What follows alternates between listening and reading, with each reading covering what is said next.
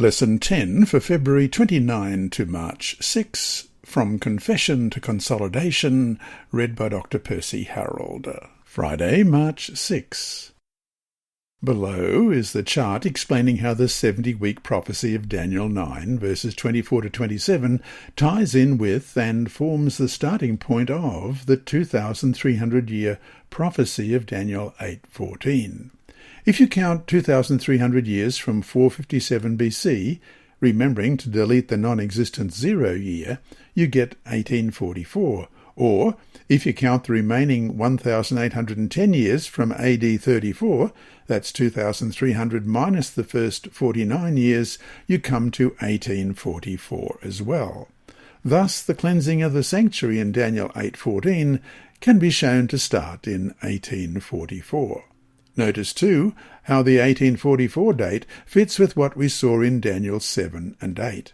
That is, the judgment in Daniel 7, which is the same thing as the cleansing of the sanctuary in Daniel 8, and we saw that in the last 2 weeks' lessons, occurs after the 1,260 years of persecution of Daniel 7:25, and yet before the second coming of Jesus and the establishment of his eternal kingdom. And the chart is here.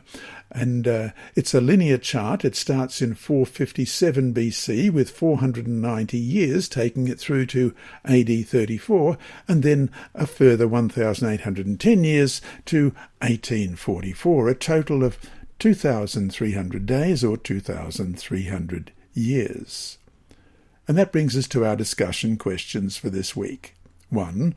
Scholars have said, and rightly so, that the 2,300-day prophecy and the 70-week prophecy are really just one prophecy. Why would they say that?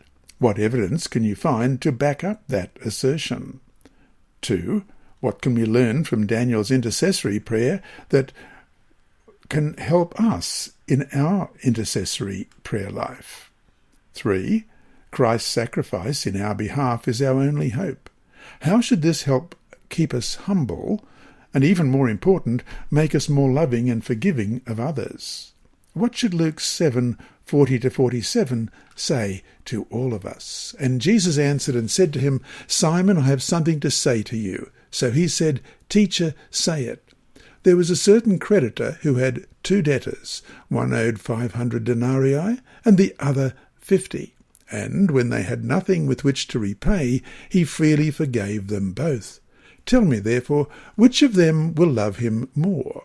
Simon answered and said, I suppose the one whom he forgave more. And he said to him, You have rightly judged. Then he turned to the woman and said to Simon, Do you see this woman? I entered your house. You gave me no water for my feet, but she has washed my feet with her tears and wiped them with the hair of her head. You gave me no kiss, but this woman has not ceased to kiss my feet since the time I came in.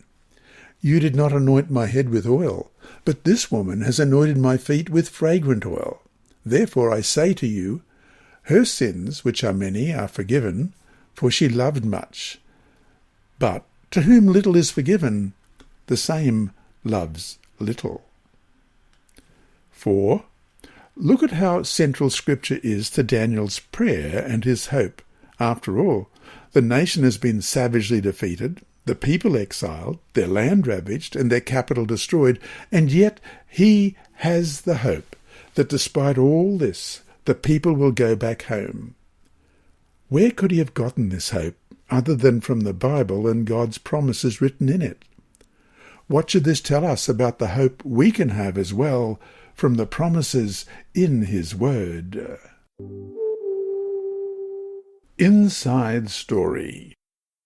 Our mission story this week is titled Angel in Angola's Airport. It's by Andrew McChesney of Adventist Mission. Do angels live in airports? A TAAG Angolan Airlines airplane deposited me late one evening in Angola's capital, Luanda. I had a 2-hour layover before catching the next flight to the island nation of Sao Tome and Principe to collect mission stories. At the designated time printed on my boarding pass, I joined a long waiting line to the departure area. But when I offered my boarding pass, the airline representative turned me away with a slew of Portuguese words. Seeing my confusion, she summoned a security officer who explained that I needed to wait 20 minutes. 20 minutes later, the airline representative accepted my boarding pass and directed me into a crowded room. I waited 15 minutes. Then another airline representative called out, "Sao Tome." I joined a crowd waiting to take an escalator down to the departure area on the ground floor. But this airline representative, guarding entry to the escalator, rejected my boarding pass with a fresh slew of Portuguese words.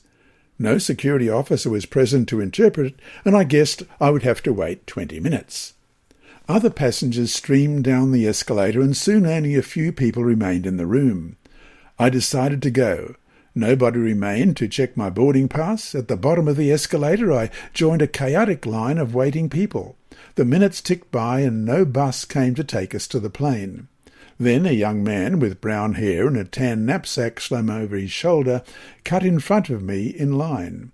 Idly I wondered why he hadn't gone to the back of the line. After a few minutes he looked at me and said, "My English." I had no idea what he meant.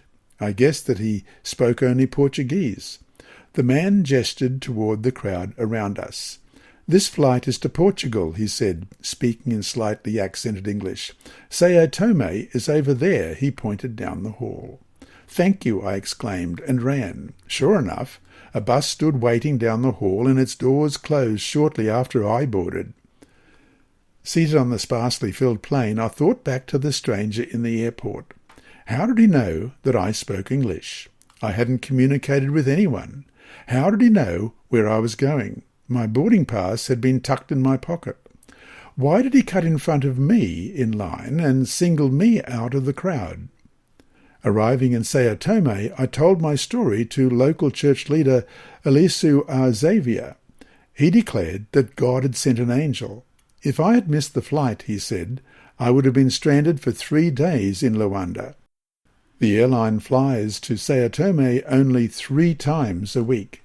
I have no doubt airports are homes to angels. And here is a photograph on the left of the writer 𝐅𝐫𝐸 𝐻𝐿, who we hear so many stories from. This lesson was read by Dr. Percy Harrold for Christian Services for the Blind and Hearing Impaired, Christian Record Services for the Blind, the Sabbath School Department, and Hope Channel. You can also listen on the official Sabbath School 4 app and the Apple iTunes app, Sabbath School with Percy Harrold. Remember, God is always faithful.